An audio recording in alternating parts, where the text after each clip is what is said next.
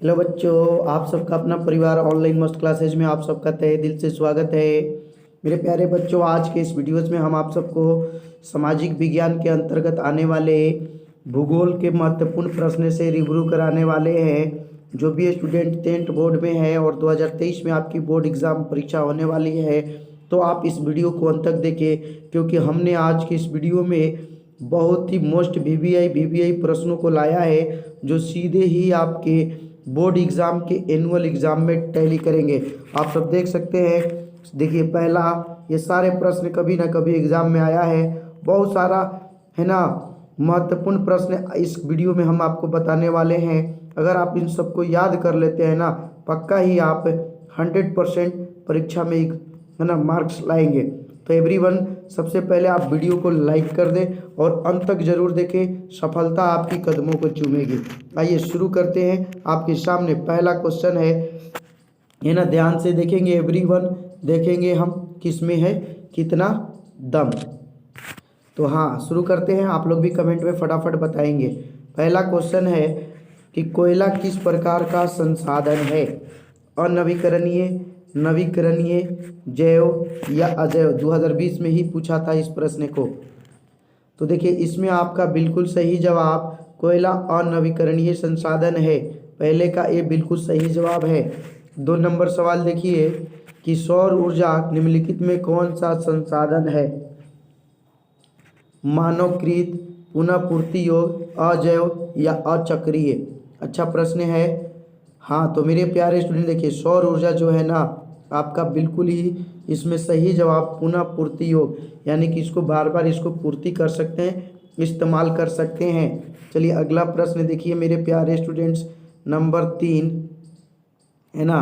Number 3 कह रहा है कि तट रेखा से कितने किमी क्षेत्र की सीमा अपवर्जक आर्थिक क्षेत्र कहलाते हैं? 100 किलोमीटर, 200 किलोमीटर, 150 या 250? यहाँ बताएंगे आप लोग 3 का सही जवाब। हाँ, बिल्कुल ही सही जवाब आपका बी होगा, 200 किलोमीटर। ठीक है, 3 में आपका बी सही जवाब है। 4 नंबर आपका है, नाकू का अर्थव्यवस्था का संबंध है संसाधन संग्रहण से, संसाधन के विदोहन से, संसाधन के नियोजित विदोहन से, या इनमें से कोई नहीं? हाँ, तो मेरे प्यारे स्टूडेंट्स, बिल्कुल ही इसमें सही जवाब आपका बी होगा, संसाधन के विदोहन से। ठीक है, चलिए 5 नंबर 6 नंबर देखेंगे आगे प्रश्न आपका। देखिए, बहुत अच्छा अच्छा प्रश्न लाए हैं हम, बस आपको अंत तक देखना है। जो लोग भी अभी तक इस वीडियो को लाइक ना किए हैं, प्लीज़ सब लोग फटाफट इसको लाइक कर दें, है ना, लाइक कर दें। आपके लिए इतना मेहनत करते हैं हम। 5 नंबर देखिए, समुद्री क्षेत्र में राजनीतिक सीमा के कितने किमी क्षेत्र तक संपदा निहित है? पहला है 10.2, 15.5, 12.2 या 19.2? बहुत ही अच्छा प्रश्न है।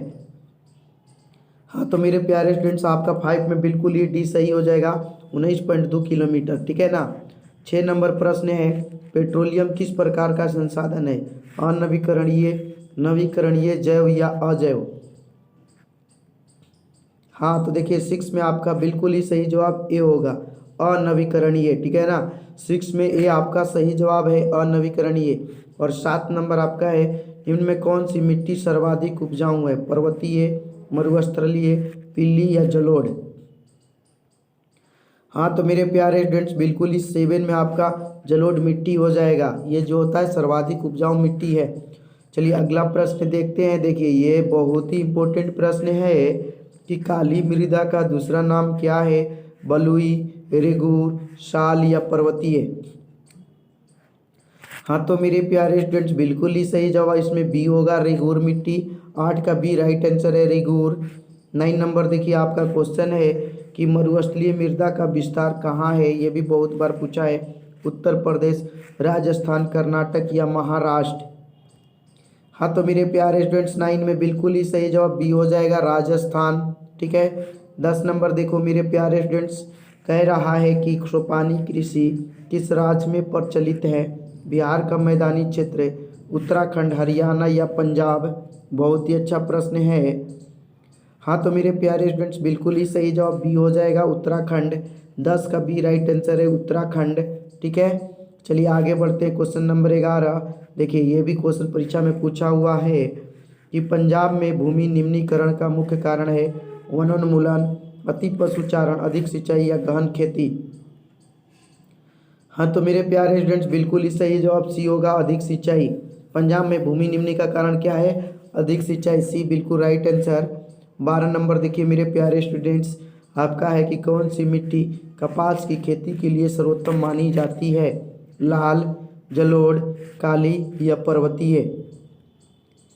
हाँ तो मेरे प्यारे स्टूडेंट्स 12 में आपका बिल्कुल सही जवाब हो जाएगा काली मिट्टी कपास की खेती के लिए, याद रखिएगा सी सही है। 13 नंबर देखिए आपका सवाल है कि भारत में लगभग कितने करोड़ हेक्टेयर भूमि का क्षरण हो चुका है? 15 करोड़, 20 करोड़, 13 करोड़ या 18 करोड़। हाँ तो मेरे प्यारे स्टूडेंट्स आपका बिल्कुल सही जवाब सी हो जाएगा, 13 करोड़ हेक्टेयर भूमि का क्या हो चुका है? क्षरण हो चुका है, बिल्कुल सी सही जवाब है। 14 नंबर देखिए है ना, 2018 में पूछा था इसको कि मेढक के प्रजनन को नष्ट करने वाला रसायन बेंजीन, यूरिया, एंड्रीन या फास्फोरस। हाँ तो मेरे प्यारे स्टूडेंट्स बिल्कुल ही इसका सही जवाब सी हो जाएगा, एंड्रीन। ठीक है, एंड्रीन सही जवाब है। चलिए आगे बढ़ते हैं। 15, ये भी देखिए बहुत बार एग्जाम में पूछा हुआ है कि देश के बांधों को किसने भारत का मंदिर कहा था? महात्मा गांधी, स्वामी विवेकानंद, डॉक्टर राजेंद्र प्रसाद या पंडित नेहरू। हाँ बिल्कुल सही जवाब डी होगा, पंडित नेहरू। जो भी इस वीडियो को लाइक ना किए प्लीज़ सब लोग इस वीडियो को लाइक कर दें। ठीक है, चलिए आगे बढ़ते हैं। 16 नंबर क्वेश्चन देखिए, कह रहा है कि कुल जल का कितना प्रतिशत भाग महासागर में निहित है? 96%, 95%, 96.6 या 95.5। तो 16 में आपका बिल्कुल ही सही जवाब आपका डी होगा, 95.5% है ना, महासागर में निहित है। 17 देखिए बहुत बार पूछा है कि बृहद क्षेत्र में जल की उपस्थिति के कारण पृथ्वी को क्या कहते हैं? उजला ग्रह, नीला ग्रह, हरा ग्रह या लाल ग्रह। हाँ बिल्कुल सही जवाब 17 में आपका हो जाएगा नीला ग्रह, भी सही जवाब है। चलिए आगे देखते हैं 18 क्या कहता है। 18 आपका है कि बिहार में अति जल दोहन से किस तत्व का संकेंद्रण बढ़ा है? फ्लोराइड, क्लोराइड, आर्सेनिक या लौह। हाँ तो 18 में बिल्कुल ही सही जवाब सी हो जाएगा, आर्सेनिक। बिल्कुल सी राइट आंसर है, आर्सेनिक।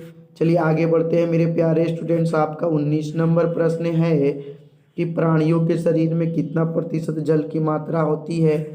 55%, 60%, 65 या 70। हाँ बिल्कुल ही सही जवाब इसमें सी होगा, 65%, जिनके भी कमेंट में सही है। चलिए 20 नंबर देखो मेरे प्यारे स्टूडेंट्स, विश्व की कितनी प्रतिशत जनसंख्या भारत में निवास करती है? 16%, 18, 20 या 22। हाँ तो इसमें बिल्कुल ही सही जवाब आपका 20 में ए होगा, 16% निवास करती है। 21 नंबर देखो मेरे प्यारे स्टूडेंट्स, निम्न में से कौन सा बिहार की प्रमुख नदी घाटी परियोजना है? दामोदर, भाखड़ा नांगल, रिहंद या सोन नदी। हाँ तो देखिए इसमें बिल्कुल सही है, बिहार की सोन नदी घाटी परियोजना सबसे है ना पुरानी है। चलिए आगे देखिए 22 नंबर प्रश्न आपका है कि भारत में 2001 में कितने भौगोलिक क्षेत्र में वन का विस्तार था? 25, 19.27, 20 या 20.60। हाँ तो मेरे प्यारे स्टूडेंट्स आपका इसका सही जवाब 22 में बी होगा, 19.27%, ये सही जवाब है। ठीक है, और 23 है कि वन स्थिति रिपोर्ट के अनुसार भारत में वन का विस्तार है 20.6% भौगोलिक क्षेत्र में, 20.55% भौगोलिक क्षेत्र में, 20% भौगोलिक क्षेत्र में या इनमें से कोई भी नहीं।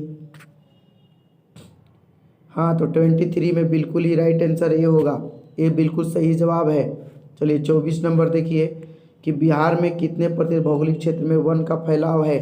बिहार में पूछा है, ये भारत में पूछा था। 7.1, 19.5, 5.5 या 10.5। तो मेरे प्यारे स्टूडेंट इसका बिल्कुल ही राइट आंसर ये हो जाएगा 7.1, 100% सही जवाब। चलिए आप लोग जो भी अभी तक इस वीडियो को लाइक ना किए हैं सब लोग लाइक कर दो मेरे प्यारे स्टूडेंट्स। हाँ 25 देखेंगे कहता है कि पूर्वोत्तर राज्यों के 188 आदिवासी जिलों में देश के कुल क्षेत्र का कितना प्रतिशत वन है। पहला है 75, दूसरा है 80.05, 90.03 और 60.11।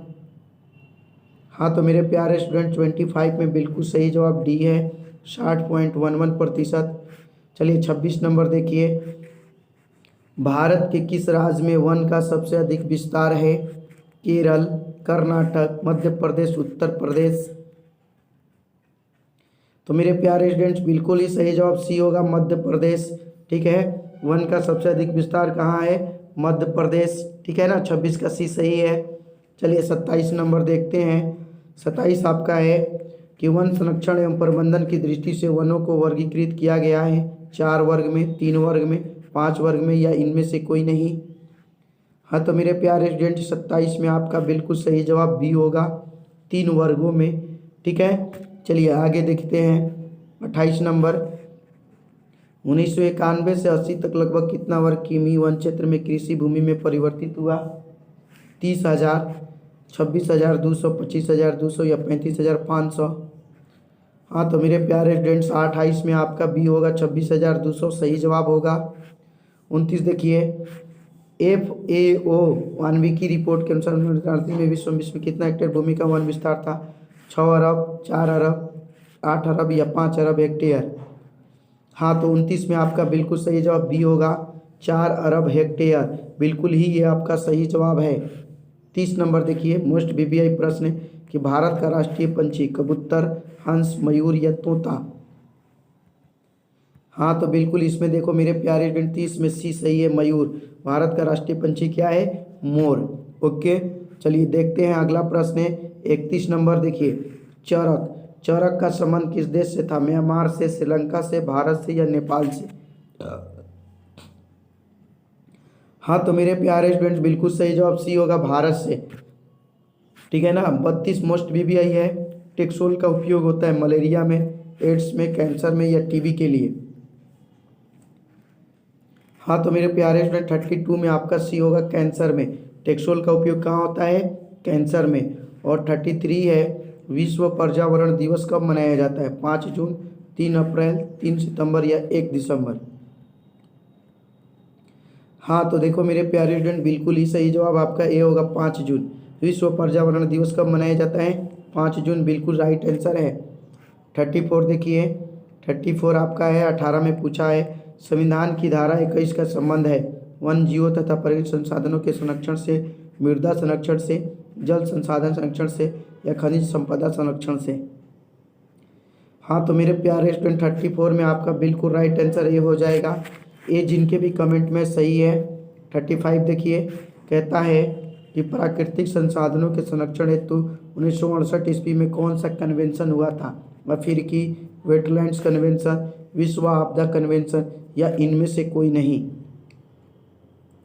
हाँ तो मेरे प्यारे स्टूडेंट बिल्कुल ही सही जवाब आपका ये होगा, अफ्रीकी कन्वेंशन। 35 में ये आपका सही जवाब है, अफ्रीकी कन्वेंशन। ठीक है, 36 देखते हैं आप लोग। ये देखिए बहुत अच्छा प्रश्न है, इनमें कौन सा ऐसा जीव है जो केवल भारत में ही पाया जाता है। पहला है मगरमच्छ, दूसरा है डॉल्फिन, तीसरा है व्हेल और डी है कछुआ। हाँ तो मेरे प्यारे स्टूडेंट्स बिल्कुल ही इसका सही जवाब आपका बी हो जाएगा, डॉल्फिन। डॉल्फिन जो है केवल और केवल भारत में पाया जाता है, बी सही जवाब है। चलिए आगे देखते हैं 37 नंबर प्रश्न, 2019 में पूछा था इसको कि किस खनिज को उद्योगों का जननी माना गया है, मैग्नीज, बॉक्साइट, लोहा या सोना। मोस्ट BBI प्रश्न है। हाँ तो बिल्कुल ही सही जवाब इसमें सी हो जाएगा, लोहा जो है उद्योगों का जननी है। चलिए 38 देखिए, 38 आपका प्रश्न है कि निम्न में कौन सा लौह अयस्क का एक प्रकार है, बिटुमिनस, एंथ्रासाइट, हेमाटाइट, इनमें से कोई नहीं। हाँ तो देखिए लौह अयस्क जो है इसमें हेमाटाइट है। ठीक है, 38 का सी बिल्कुल सही जवाब है। 39 देखिए, भारत का सबसे बड़ा लौह अयस्क उत्पादक राज्य, कर्नाटक, झारखंड, गोवा या उड़ीसा। सबसे बड़ा लौह अयस्क उत्पादक राज्य। हाँ तो 39 में आपका सही जवाब जो है बिल्कुल ही ए सही है, कर्नाटक। ठीक है, कर्नाटक बिल्कुल सही है। चलिए अगला देखिए 40, 40 है कि भारत में लगभग कितने खनिज पाए जाते हैं? 50, 200, 100 या 150? तो 40 में बिल्कुल सही जवाब सी होगा, 100। 100 खनिज पाए जाते हैं, है ना। अगला देखिए 41, कौन लौह युक्त खनिज का उदाहरण है? चूना पत्थर, अभ्रक, मैग्नीज या बॉक्साइट? बहुत ही अच्छा प्रश्न है और इसमें बिल्कुल सही जवाब लौह युक्त खनिज का उदाहरण मैग्नीज है। 41 में सी आपका राइट आंसर। आगे देखिए 42, मेरे प्यारे स्टूडेंट्स आपका सवाल है, इनमें कौन अधात्विक खनिज है, यानी कि धातु नहीं है? सोना, चांदी, टीन या अभ्रक?